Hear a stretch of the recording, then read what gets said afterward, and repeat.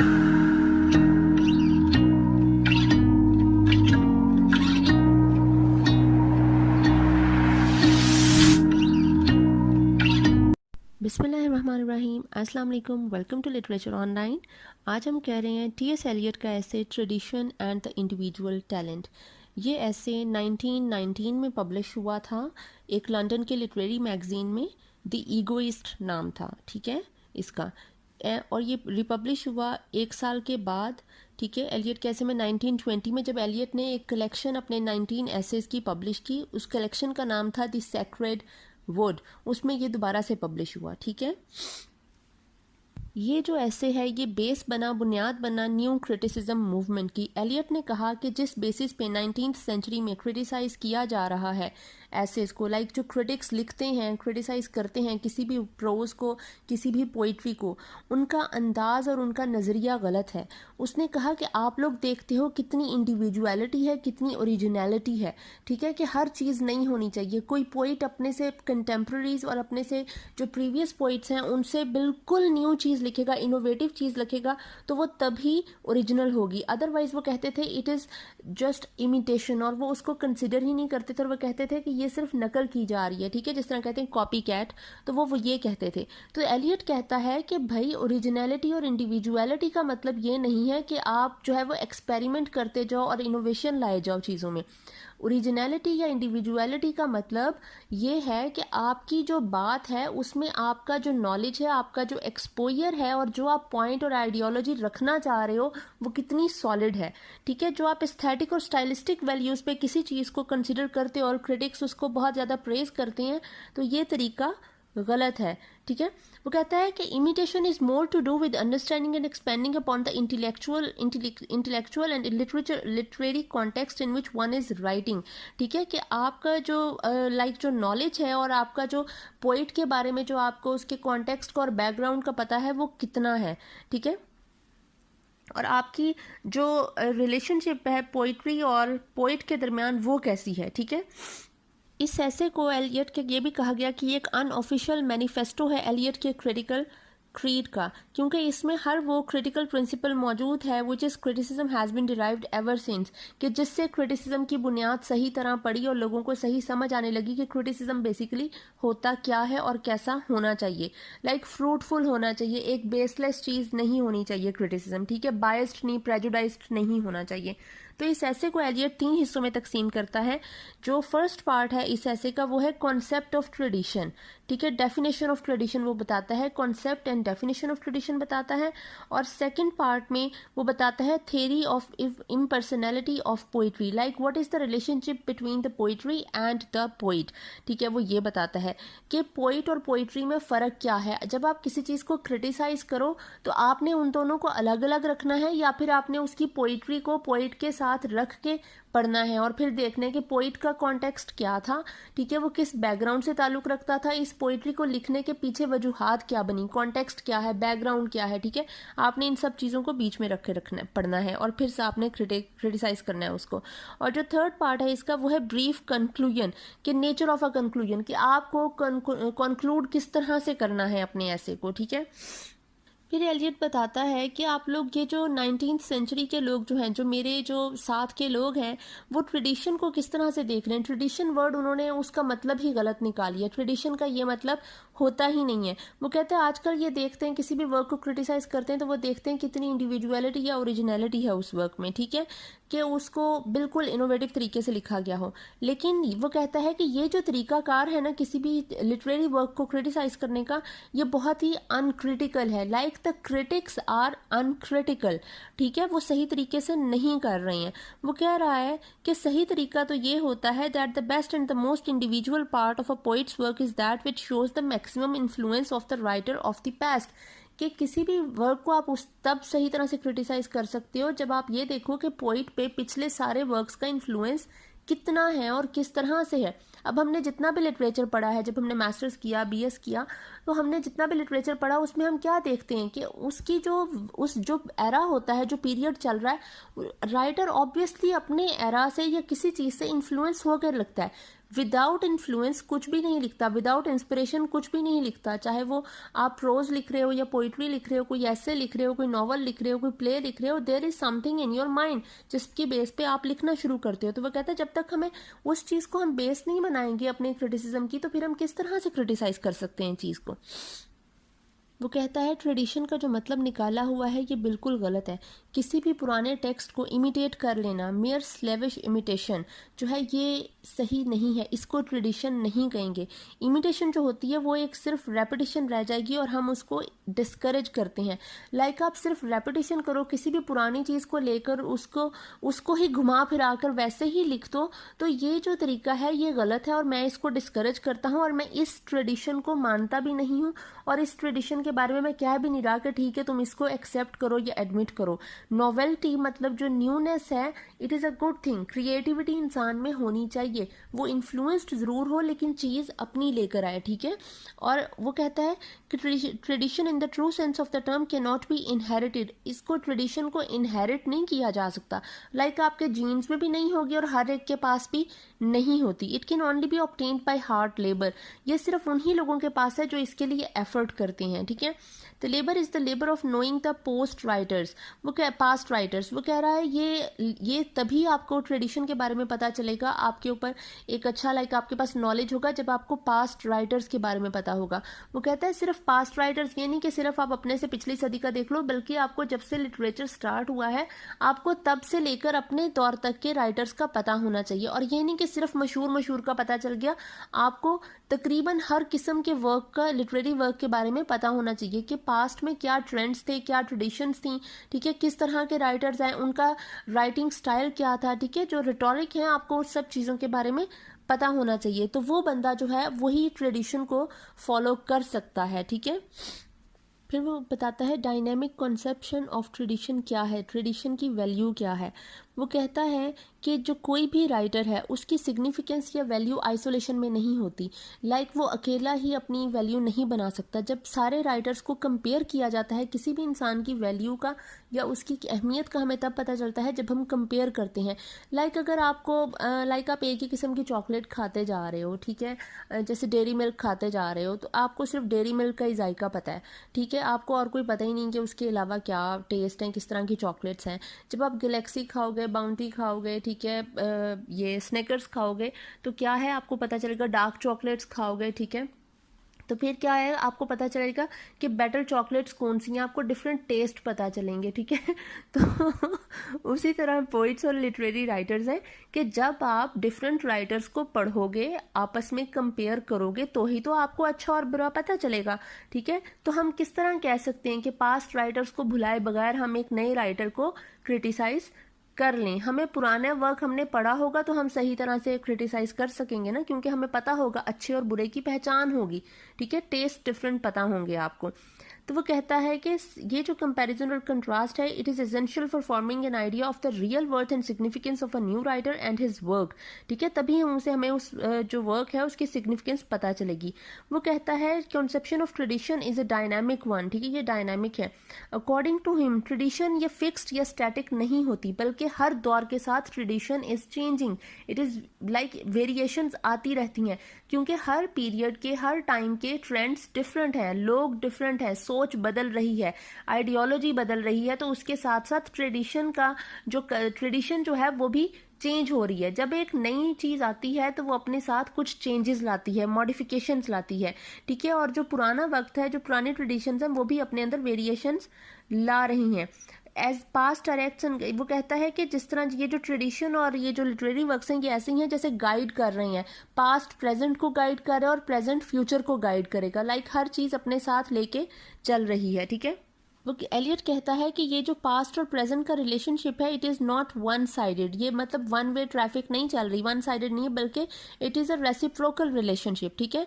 Past direct करता है, guide करता है प्रेजेंट को, और and it self modified and altered by the present. जिस तरह लाइक पास्ट डायरेक्ट करता है प्रेजेंट को, इसका मतलब है प्रेजेंट इज लाइक प्रेजेंट पे इम्पैक्ट हो रहा है, इफेक्ट हो रहा है पास्ट का, उसी तरह पास्ट पे भी इफेक्ट होता है प्रेजेंट का। It is a reciprocal relationship के पास्ट और प्रेजेंट एक दूसरे से इम्पैक्ट करते हैं, ठीक है, एक दूसरे का असर इन पे पड़ता है, ठीक है। जिस तरह वो कहता है कि जिस तरह पुराने राइटर्स हैं, ठीक है, वर्जल, डांटे, शेक्सपियर, इन्होंने कुछ ना कुछ तो लिटरेरी ट्रेडिशन में ऐड किया है, out of which the future poetry will be written. कहीं ना कहीं तो इनसे लोग इन्फ्लुएंस्ड होंगे। अभी भी जितने भी लोग हैं, अभी भी वो कहीं ना कहीं इनकी बात, इनका स्टाइल, इनकी हर चीज़ को याद किया जाता है, ठीक है। लिटरेरी डिवाइसेस जो इन्होंने की थी, शुरू की थी, इनको इन्होंने यूज़ किया उसको, वो चीज़ें अभी भी याद की जाती हैं। फंक्शन ऑफ ट्रेडिशन कहता है कि फंक्शन ऑफ ट्रेडिशन क्या है कि हम सही तरह से कंपेयर और एनालाइज कर सकें, कंट्रास्ट कर सकें कि पास्ट और प्रेजेंट को, कि पास्ट की चीज़ों में क्या फ़र्क था। वो जैसे मैंने आपको चॉकलेट्स की एग्जांपल दी, ये बिल्कुल वैसे ही है। The comparison is made for the purpose of analysis and for forming a better understanding of the new. Past को पढ़ोगे तो न्यू में आपको फ़र्क पता चलेगा ना, न्यू की वर्थ का पता चलेगा कि क्या अच्छा है पास्ट से और क्या अभी ज़रा कमी रह गई है, ठीक है। लाइक फ्लॉज आपको तब पता चलेंगे, सिग्निफिकेंस तब पता चलेगी। This comparison is reciprocal. वो वही बात जो मैंने आपको पहले बता दी है कि पास्ट और प्रेजेंट का जो कंपैरिजन है, it is reciprocal, it is not one sided, ठीक है। अब वो कहता है कि सेंस ऑफ ट्रेडिशन क्या है, इसका रियल मीनिंग क्या है। वो कहता है इसका मतलब ये नहीं है कि poet should try to know the past as a whole, के पोइट जो है वो किताबें पढ़ पढ़ पागल हो जाए, हिस्ट्री पढ़ रहा है, लिटरेचर पढ़ रहा है, वो क्या होगा, वो बस किताबों में ही रह जाएगा पढ़ते पढ़ते, और वो खुद तो कुछ लिख नहीं सकेगा, ठीक है। तो ये भी नहीं मैं कह रहा कि तुम पढ़ने बैठ जाओ और पास्ट को ऑन अ होल के तुम एग्जिस्टेंस से लेकर अब तक पढ़ने लग जाओ और पागल हो जाओ पढ़ पढ़ कर ही। Take it to be a lump और मैस विदाउट एनी डिस्क्रिमिनेशन। लेकिन तुम क्या करो, तुम हर दौर के पोइट्स को पढ़ो, ठीक है, उनके बारे में जानो, उनके बारे में जान के क्या करो कि without any discrimination, like biased नहीं हो। तुम्हारी जो रीडिंग है, तुम्हारा जो अपना एक कंक्लूजन होगा, वो बायस्ड नहीं होना चाहिए, अनबायस्ड रहकर पढ़ो जो भी पढ़ो।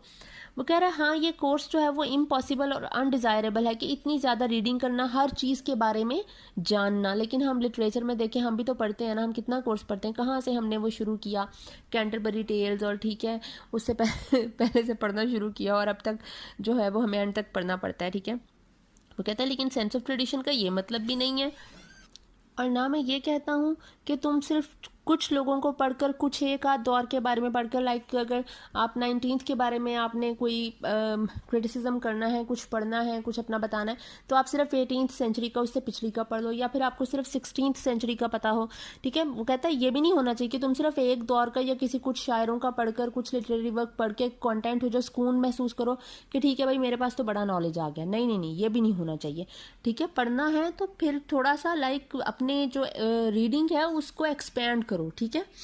कहता है बल्कि जो ट्रेडिशन, जो एक एक्चुअल सेंस है, उसका मतलब है कि you should know of the main current which does not at all flow invariably through the most distinguished reputations. कि जो सही फ्लो चल रहा होता है, जो एक आइडियोलॉजी बन रही होती है, उसका मतलब ये नहीं है कि सिर्फ मशहूर जो पॉपुलर उस वक्त के लोग होंगे, उनकी जो रीडिंग्स हैं, उनकी जो लिटरेरी वर्क है, उनसे ही आपको पता चलेगा, बल्कि आपको पता होना चाहिए वो दौर किस तरह का था। लाइक जब आप किसी पोइट के बारे में, लिटरेरी वर्क के बारे में पढ़ते तो आपको हिस्ट्री पता होनी चाहिए, आपको बैकग्राउंड पता होना चाहिए।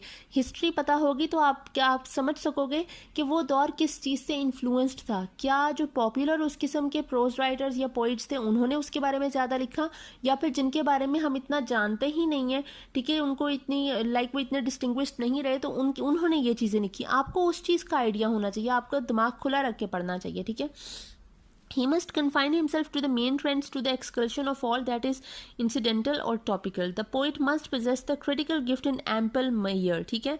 He must also realize that the main literary trends are not determined by the great poets alone. Smaller poets are also significant and they are not to be ignored.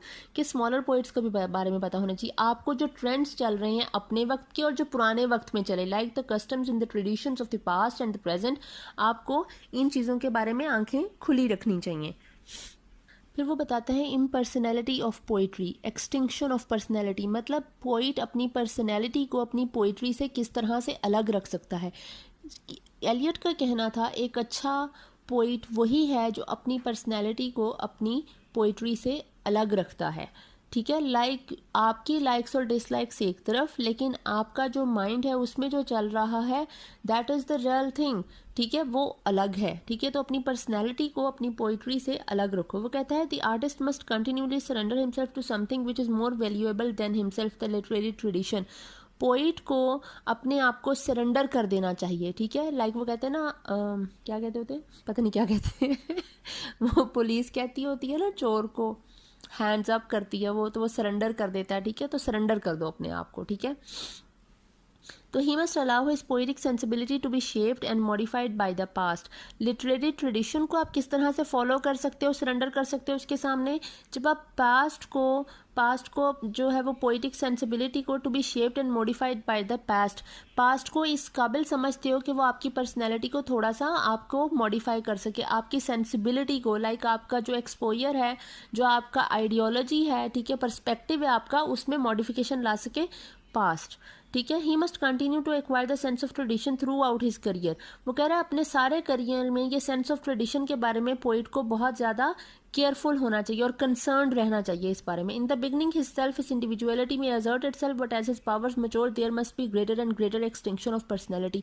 वो कह रहा है शुरू में जब पोइट लिखना शुरू करते हैं ना अपने करियर के बिगनिंग में, तो क्या होता है वो अपनी पर्सनैलिटी को ज़्यादा अलग नहीं रख पाते अपनी पोइट्री से, लेकिन जैसे जैसे वो मैच्योर हो जाते हैं और वो उनको इसकी वर्थ का पता होना चलना शुरू हो जाता है, तो वो क्या करते हैं, उनमें इतनी समझ बूझ आ जाती है, इतना एक्सपीरियंस आ जाता है कि वो अपनी पर्सनैलिटी को और अपनी पोइट्री को अलग कर लेते हैं, ठीक है। He must acquire greater and greater objectivity. His emotions and passions must be depersonalized. ठीक है, आप अपने आप को क्या कर लेते हो, depersonalize कर लेते हो। लाइक आपकी पर्सनैलिटी आपकी पोइट्री को छू नहीं पाती, उसका उस पर कोई असर नहीं होता। He must be as impersonal and objective as a scientist. जिस तरह कहते हैं ना, डॉक्टर जो है वो जब अपने लाइक अपनी माँ का, बेटी का, बीवी का, किसी का भी ऑपरेशन कोई सर्जन कर रहा होगा, तो वो कहते हैं कि सर्जन को सर्जन ही रहना चाहिए। वो उस वक्त ये ना सोचे कि ये पेशेंट जो है वो मेरा कोई ब्लड रिलेशन है, ठीक है, या मैं इससे कितना प्यार करता हूँ, मेरे से कुछ भी हो सकता है, क्योंकि जितना आप डर रहे होगे उतना ही आपका हाथ कांपेंगे। तो उसी तरह जो पोइट है उसको भी इस चीज़ का ख्याल रखना चाहिए कि वो अपनी पर्सनैलिटी को अपनी पोइट्री से अलग रखे। तो वो कहते हैं the personality of the artist is not important. वो कह रहा है आर्टिस्ट की पर्सनैलिटी इम्पॉर्टेंट है ही नहीं पोइट्री में। The important thing is his sense of tradition. जो चीज़ अहमियत रखती है वो उसकी सेंस ऑफ ट्रेडिशन है, ठीक है, कि उस पर कितना इन्फ्लुएंस्ड है पास्ट से। A good poem is a living whole of all the poetry that has ever been written.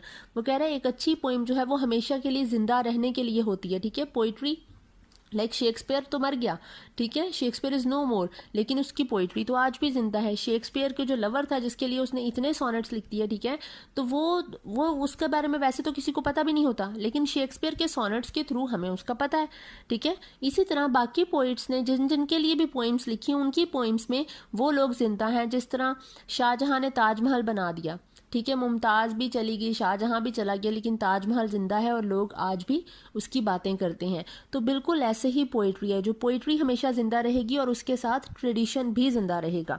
But it itself does not undergo any change during the process of poetic combination, ठीक है। The mind of the poet is constantly forming emotions and experiences into new holds, but the new combination does not contain even a trace of poet's mind, just as the newly formed sulphuric acid does not contain any trace of platinum. वो कह रहा है poet जब कोई poetry को create करता है, वो कुछ वर्सेस को लिखता है, तो उसके जो इमोशंस और फीलिंग्स जो हैं वो एक बिल्कुल नई चीज़ तख्लीक करते हैं, क्रिएट करते हैं, and that is called poetry, ठीक है। इमोशंस और फीलिंग्स जो कब कन्वर्ट होते हैं लफ्ज़ों में, तो एक नई चीज़ बनती है, वो क्या होती है, वो होती है पोइट्री।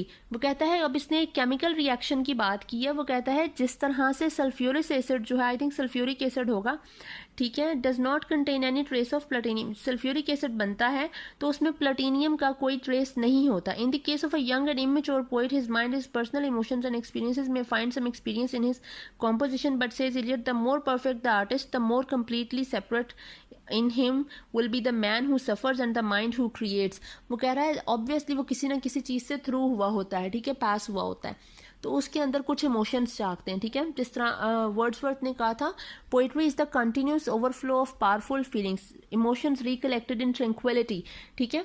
तो ये वर्ड्सवर्थ ने जब कहा तो वो उसका मतलब यही था कि कोई इंसिडेंट है जिसकी वजह से कोई इमोशंस आपके दिल में, आपके दिमाग में जमा हो रहे होते हैं, और उन इमोशंस को जो कथारसिस है, जो वो बाहर निकलते हैं, आउटपुट जो उनकी होती है, वो पोइट की लफ्ज़ों की शक्ल में होती है। हम जैसे लोग रो धो के फारिग हो जाते हैं, मतलब कि ठीक है, और पोइट जो है वो उस वक्त फिर उन इमोशंस की बेस पे लिखना शुरू करते हैं, ठीक है, जब कोई चीज़ उन पे असर करती है। बेहतरीन पोइट वही होगा जो अपने इमोशंस को और फीलिंग्स को अपनी पोइट्री से कितना अलग कर सकता है, ठीक है। The test of the majority of an artist is the completeness with which his man digest and transmutes the passion from which the substance of his poetry. The man suffers that he has experiences, but it is his mind which transforms his experience into something new and different. कि जब आप सफ़र करते हो, कोई misery से आप through होते हो, ठीक है, तो आपको ऑब्वियसली आप तकलीफ में होते हो, उससे क्या होते हैं, इमोशंस जनरेट होते हैं, फीलिंग्स आती हैं उस एक्सपीरियंस से, ठीक है, और वो फीलिंग्स फिर आपकी वर्ड्स में कन्वर्ट होती हैं। अच्छा, फिर वो कहता है कि ये जो पोइटिक प्रोसेस है विच एंटर द एक्सपीरियंस, जो पोइटिक प्रोसेस में एंटर होता है ये दो तरह का होता है। या तो ये आपके इमोशन से जनरेट होता है पोइटिक प्रोसेस, लाइक आप पोइट्री या तो इमोशंस की वजह से लिखते हो या फिर फीलिंग्स की वजह से लिखते हो। अब एलियट ने इन दो चीज़ों को डिस्टिंग्विश तो कर दिया, like he makes a difference between emotions and feelings, लेकिन उसके बाद वो इस चीज़ को खुद ही जो है वो एक्सप्लेन नहीं कर सका that what is the real difference between emotions and feelings. तो उसने कह तो दिया कि इमोशंस और फीलिंग्स दो काइंड्स के जो हैं वो आप चीज़ से थ्रू होते हो, जिसकी वजह से पोइटिक प्रोसेस आप पे जो है वो इम्पेक्ट करता है। तो वो, लेकिन उसने ये नहीं बताया कि इमोशन और फीलिंग में फ़र्क है क्या। फिर वो कहता है कि जो इंसान का जो दिमाग होता है ना, माइंड होता है, वो एक जार की तरह होता है। जार एक और या फिर रिसेप्टिकल कि जिसमें काफ़ी ज़्यादा फीलिंग्स और इमोशन स्टोर होती हैं। वो ऐसे कह रहा है जिस तरह आप समझ लें कि हम लोग जो है वो कोई चीज़ मिला कर रख देते हैं। अच्छा, आपको मैं इसकी बड़ी बड़ी मज़े की एग्जांपल बताती हूँ जिससे मैंने इसको समझा, ठीक है। वो कहता है कि एक जार की तरह है in which are stored numberless feelings and emotions which remains there in an unorganized and chaotic form till all the particles which can unite to form a new compound are present together. Thus poetry is organization rather than inspiration, and the greatness of a poem does not depend upon the greatness or even the intensity of the emotions which are the components of the poem, but upon the intensity of the process of poetic composition. Just as a chemical reaction takes place under pressure, so also intensity is needed for the fusion of emotions. अच्छा, अब आप इसको मज़े की बात से समझाती हूँ। वो कहता है कि ऑर्गेनाइजेशन से कुछ फ़र्क नहीं पड़ता, फ़र्क पड़ता है कि इंटेंसिटी कितनी है उन इमोशंस और फीलिंग्स की। जिस तरह एक दिमाग में बहुत सारे इमोशंस इकट्ठे होते रहते हैं, बहुत सारी फीलिंग्स इकट्ठी रहती है, बहुत सारी सोचें इकट्ठी होती रहती हैं, तो वो जो इनका जो एक ये scattered thoughts, feelings and emotions जो हैं, जब ये मिलते हैं और एक यूनिफाइड होल बनाते हैं, एक कंपाउंड बना लेते हैं, तो उससे जो एक उनके कॉम्बिनेशन से जो एक नई चीज़ बनती है, that is called the poetry. और जितना ये थॉट्स प्रोसेस जो है वो वो होगा इंटेंस होगा, जितना ये थॉट प्रोसेस, उतनी ही अच्छी पोइट्री निकलेगी उसके अंदर से।